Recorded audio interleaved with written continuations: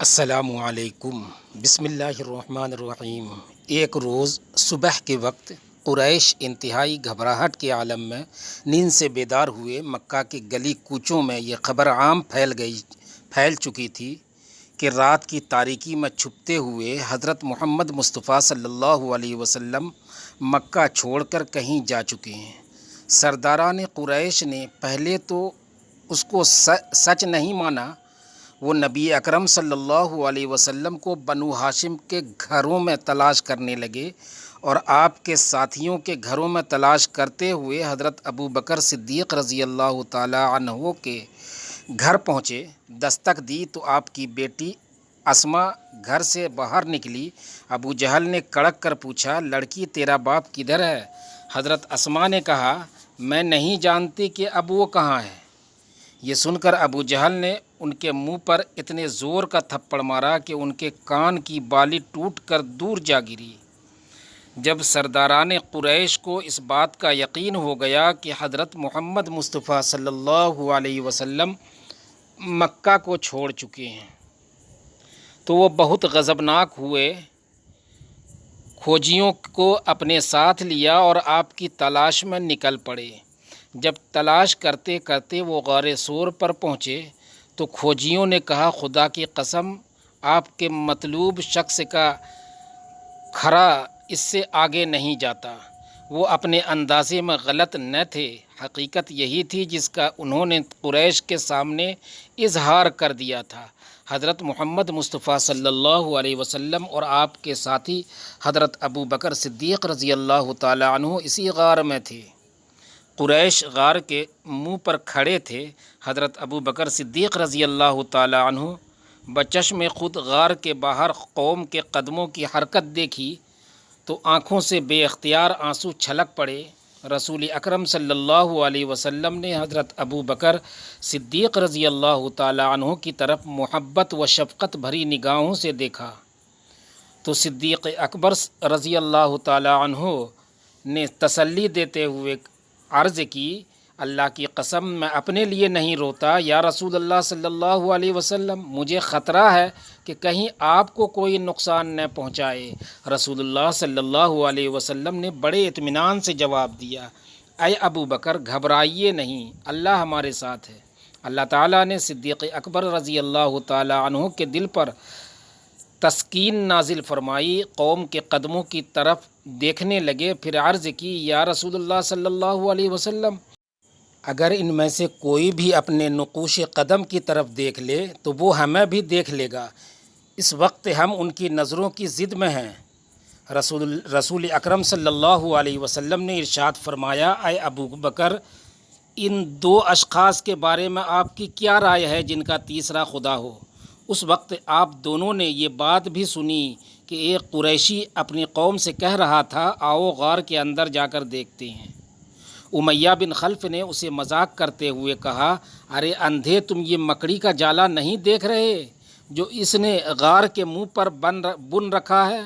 اللہ کی قسم مجھے یہ جالے تو محمد صلی اللہ علیہ وسلم کی پیدائش سے بھی پہلے کا لگتا ہے۔ البتہ ابو جہل نے کہا، لات عزیٰ کی قسم مجھے تو یوں لگتا ہے کہ وہ ہمارے بالکل کہیں قریب ہی ہے، لیکن اس نے ہمارے آنکھوں پر جادو کر دیا ہے۔ قریش ہر صورت حضرت محمد مصطفیٰ صلی اللہ علیہ وسلم کو قابو کرنا چاہتے تھے۔ انہوں نے ان سب قبائل میں اعلان کروا دیا جو مکہ اور مدینہ کے راستے کے دونوں طرف رہائش پذیر تھے کہ جو بھی حضرت محمد صلی اللہ علیہ وسلم کو معاذ اللہ زندہ یا مردہ حالت میں ہمارے پاس لائے گا، ہم اس کو عمدہ نسل کے 100 اونٹ بطور انعام دیں گے۔ سراقہ بن مالک مکہ کے قریب قدید جگہ میں ایک مجلس میں تھا کہ قریش کا ایک قاصد ان کے پاس آیا اور انہیں قریش کی جانب سے بھاری انعام کی اطلاع دی۔ جب انعام میں 100 اونٹ ملنے کا سنا تو سراقہ کے منہ میں پانی آ گیا اور لالچ نے دل کو جکڑ لیا، لیکن اس نے اپنے اوپر بہت ضبط کیا، ایک بات بھی اپنے منہ سے نہ نکالی کہ کہیں بھاری بھرکم انعام کا سن کر دوسروں کے دل بھی للچانے نہ لگ جائے۔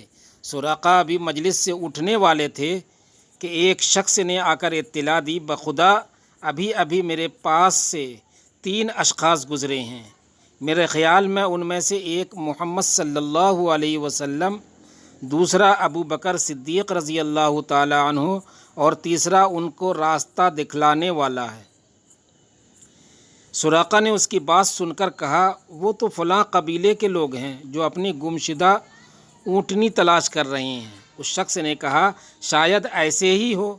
سراقہ تھوڑی دیر مجلس میں رہا۔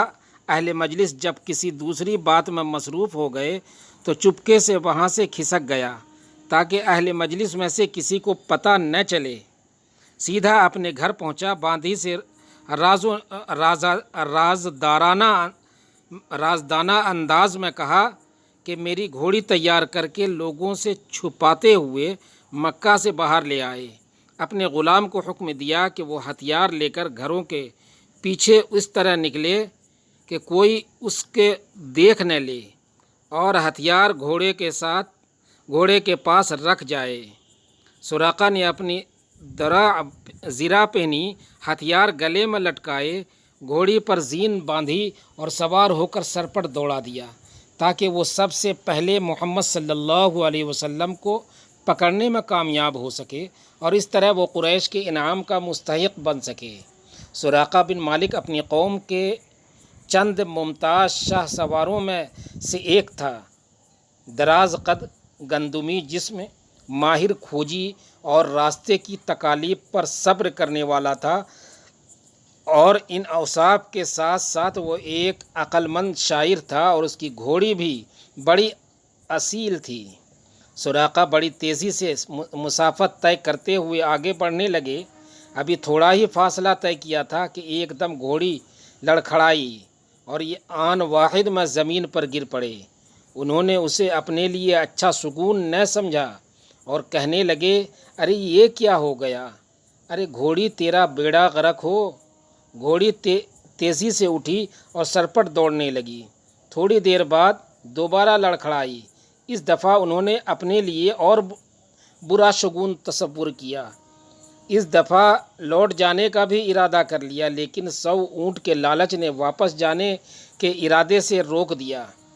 جس جگہ گھوڑی لڑکھڑائی تھی وہاں سے حضرت محمد صلی اللہ علیہ وسلم اور آپ کے ساتھی حضرت صدیق اکبر رضی اللہ تعالیٰ عنہ صاف دکھائی دے رہے تھے۔ انہیں نشانہ بنانے کے لیے کمان ہاتھ میں لی، تیر چلانے لگا تو ہاتھ شل ہو گیا۔ گھوڑی زمین میں دھنسنے لگی اور وہاں سے زہریلا دھواں آسمان کی طرف بلند ہو گیا، جس سے اس کی اور گھوڑے کی آنکھیں بند ہونے لگی۔ گھوڑی کو ایڑی لگائی تو زمین میں دھس گئی اور اس کے پاؤں زمین میں اس طرح پیوست ہوئے جیسا ان میں کیل ٹھونک دیے گئے ہوں۔ اس نے رسول اللہ صلی اللہ علیہ وسلم اور صدیق اکبر رضی اللہ تعالیٰ عنہ کی طرف دیکھا اور گریہ وزاری کرتے ہوئے عرض کی کہ آپ دونوں اپنے رب سے میرے لیے دعا کریں کہ میری گھوڑی کو نجات دے دے اور اس کی ٹانگوں کو زمین کی گرفت سے آزاد کر دے۔ میں آپ دونوں وعدہ کرتا ہوں کہ میں آپ کا پیچھا چھوڑ دوں گا۔ رسول اللہ صلی اللہ علیہ وسلم نے اس کے لیے دعا کی۔ اللہ تبارک و تعالیٰ نے اس کی ٹانگوں کو زمین کی گرفت سے آزاد کر دیا۔ آزادی ملنے کے تھوڑی ہی دیر بعد پھر دل میں لالچ پیدا ہوا اور رسول اللہ صلی اللہ علیہ وسلم کے تعاقب میں گھوڑی کو ایڑ لگا دی۔ اس دفعہ گھوڑی پہلے سے بھی زیادہ زمین میں دھس گئی۔ سراقہ نے فریادی بن کر عرض کی، میرا زاد راہ، ساز و سامان اور ہتھیار لے لو۔ میں اللہ تعالیٰ کو گواہ بنا کر آپ دونوں سے عہد کرتا ہوں کہ راستے میں آپ کے تعاقب میں جو بھی آ رہا ہوگا میں اسے واپس لوٹا دوں گا۔ دونوں نے ارشاد فرمایا، ہمیں تیرے زاد راہ اور ساز و سامان کی کوئی ضرورت نہیں، ہاں البتہ لوگوں کو واپس لوٹا ہے۔ پھر رسول اللہ صلی اللہ علیہ وسلم نے اس کے لیے دعا کی تو اس کی گھوڑی آزاد ہو گئی۔ جب سراقہ لوٹنے لگا تو دور سے آواز دی اور عرض کیا، اجازت ہو تو میں آپ سے بات کرنا چاہتا ہوں۔ اللہ کی قسم کوئی ایسی حرکت نہیں کروں گا جو آپ کو ناپسند ہو۔ عرض کی، یا محمد صلی اللہ علیہ وسلم، اللہ کی قسم آپ کا دین غالب آ کر رہے گا۔ آپ صلی اللہ علیہ وسلم مجھ سے وعدہ کریں کہ جب میں آپ کی ریاست میں آؤں تو آپ صلی اللہ علیہ وسلم میری عزت کریں گے اور یہ وعدہ مجھے لکھ دیں۔ رسول اللہ صلی اللہ علیہ وسلم نے حضرت صدیق اکبر رضی اللہ تعالیٰ عنہ کو حکم دیا تو انہوں نے ایک ہڈی پر یہ عہد لکھ کر اس کے حوالے کر دیا۔ جب وہ واپس لوٹنے لگا تو نبی کریم صلی اللہ علیہ وسلم نے ارشاد فرمایا، سراقہ جب تم کسریٰ کے کنگن پہنو گے تو تمہیں کیسا لگے گا؟ سراقہ نے حیران و شزدر ہو کر پوچھا، کسریٰ بن ہرمز کے کنگن؟ آپ صلی اللہ علیہ وسلم نے فرمایا، ہاں ہاں، کسریٰ بن ہرمز کے کنگن۔ سراقہ واپس لوٹا۔ راستے میں اسے کچھ لوگ ملے جو رسول اللہ صلی اللہ علیہ وسلم کو تلاش کر رہے تھے۔ سراقہ نے کہا، لوگوں واپس اپنے گھر کو چلے جاؤ، میں نے زمین کا چپا چپا چھان مارا، پاؤں کے نقوش کے بارے میں تم میری مہارت کو بھی جانتے ہو، مجھے ان کا کہیں کھوج نہیں ملا، تم اپنا وقت ضائع مت کرو، میری بات مانو، واپس چلے جاؤ۔ رسول اللہ صلی اللہ علیہ وسلم اور صدیق اکبر رضی اللہ تعالی عنہ کے ساتھ ہونے والی گفتگو اور اپنے ساتھ پیش آنے والے واقعے کو دل میں چھپائے رکھا، یہاں تک کہ اس کو یقین ہو گیا کہ اب دونوں مدینے پہنچ چکے ہوں گے اور قریشی دشمنوں کی رسائی سے باہر ہیں، تو سراقہ نے یہ راز فاش کر دیا۔ جب ابو جہل کو نبی اکرم صلی اللہ علیہ وسلم کے ساتھ ملاقات اور عہد و پیمان کا پتہ چلا تو اسے بزدلی اور ذلت اور کمینگی اور سنہری موقع ضائع کرنے کا طعنہ دیا۔ سراقہ نے ابو جہل کی ملامت کا جواب اشعار میں دیا جن کا مفہوم یہ ہے، ابو جہل، اللہ کی قسم، جب میری گھوڑی کی ٹانگیں زمین میں دھسی تھی تو اگر اس حالت کو دیکھ لیتے تو تمہیں یقین ہو جاتا اور اس میں کوئی شک نہ رہتا کہ محمد صلی اللہ علیہ وسلم سچے رسول ہیں، بھلا ان کا کون مقابلہ کر سکتا ہے؟ حالات نے پلٹا کھایا اور گردش ایام نے یہ موقع فراہم بھی کر دیا۔ وہ محمد صلی اللہ علیہ وسلم جو رات کی تاریکی میں اپنے دشمنوں سے چھپتے ہوئے نہایت قسم پرسی کے عالم میں مکہ سے نکلے تھے، آج شاہانہ انداز کے ساتھ ہزاروں سفید تلواروں اور گندمی نیزوں کے جلوں میں سردار اور فاتح کی حیثیت سے مکہ میں داخل ہوئے۔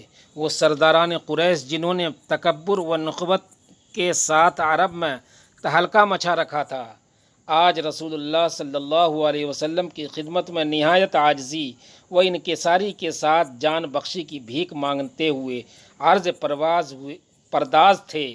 حضور، آپ کے اخلاق حسنہ کے پیش نظر امید ہے کہ آج آپ ہم سے اچھا برتاؤ کریں گے۔ نبی اکرم صلی اللہ علیہ وسلم نے انبیاء علیہم السلام کی سی فیاضی برتتے ہوئے ارشاد فرماتے ہیں، جاؤ تم آزاد ہو۔ سراقہ بن مالک نے اپنی سواری تیار کی اور رسول اکرم صلی اللہ علیہ وسلم کی خدمت اقدس میں حاضر ہوا اور تاکہ آپ کے سامنے مسلمان ہونے کا اعلان کرے اور 10 سال پہلے جو تحریری پروانہ اس کے پاس موجود تھا وہ پیش کر کے امان حاصل کرے۔ سراقہ کہتے ہیں، میں نبی اکرم صلی اللہ علیہ وسلم کی خدمت اقدس میں حاضر ہوا، آپ اس وقت جورانہ میں ایک انصاری لشکر کے جھرمٹ میں تشریف فرما تھے۔ مجھے دیکھ کر انصاری اپنے نیزوں سے کچھو کے لگانے لگے اور کہنے لگے کہ دور ہٹ جاؤ، تم یہاں کیا لینے آئے ہو؟ میں صفوں کو چیرتا ہوا رسول اقدس صلی اللہ علیہ وسلم کے پاس پہنچنے میں کامیاب ہو گیا۔ آپ صلی اللہ علیہ وسلم اپنی اونٹنی پر سوار تھے۔ میں نے تحریری پروانہ دکھاتے ہوئے عرض کی، یا رسول اللہ صلی اللہ علیہ وسلم، میں سراقہ بن مالک ہوں، یہ آپ کا میرے ساتھ تحریری معاہدہ ہے۔ رسول اللہ صلی اللہ علیہ وسلم نے ارشاد فرمایا، سراقہ میرے پاس آ جاؤ، آج عہد و پیمان کے ایفا کا دن ہے۔ میں آگے بڑھا اور آپ کے سامنے اپنے مسلمان ہونے کا اعلان کر دیا اور آپ کے حسن و اخلاق اور ایفا عہد سے شاد کام ہوا۔ سراقہ بن مالک رضی اللہ تعالی عنہ کی رسول اللہ صلی اللہ علیہ وسلم سے ملاقات کو ابھی چند ماہ ہی گزرے تھے کہ اللہ تبارک و تعالی نے نبی اکرم صلی اللہ علیہ وسلم کو اپنی جوار رحمت میں بلا لیا۔ آپ صلی اللہ علیہ وسلم کے وصال سے سراقہ رضی اللہ تعالی عنہ غم و اندوہ سے نڈھال ہو گئے، اور وہ منظر ان کی آنکھوں کے سامنے گھوم گیا جب وہ 100 اونٹ کے لالچ میں حضور صلی اللہ علیہ وسلم کو قتل کرنے کا ارادہ لے کر تعاقب میں نکلے تھے۔ آج دنیا بھر کے عمدہ اونٹنیاں رسول اللہ صلی اللہ علیہ وسلم کے ناخن کے ایک ذرے برابر بھی حیثیت نہیں رکھتی، اور اپنے بارے میں رسول اللہ صلی اللہ علیہ وسلم کا یہ جملہ بار بار دہرانے لگے: سراقہ، جب تم شاہ ایران کے کنگن پہنو گے تو تمہیں کیسا لگے گا؟ اب انہیں یقین ہو گیا تھا کہ شاہ ایران کے کنگن یہ ضرور پہنیں گے۔ وقت تیزی کے ساتھ گزرتا گیا، یہاں تک کہ حضرت عمر فاروق رضی اللہ تعالی عنہ کی خلافت کا دور آیا۔ مسلمان ان کے دور حکومت میں ایران کی طرف تیز ہوا کے جھونکے کی طرح لپکے، قلعوں کو فتح کرتے، لشکروں کو شکست فاش دیتے، شاہی تختوں کو پامال کرتے اور مال غنیمت سمیٹتے ہوئے مسلسل آگے بڑھتے چلے گئے، یہاں تک کہ پورا ایران فتح کر لیا۔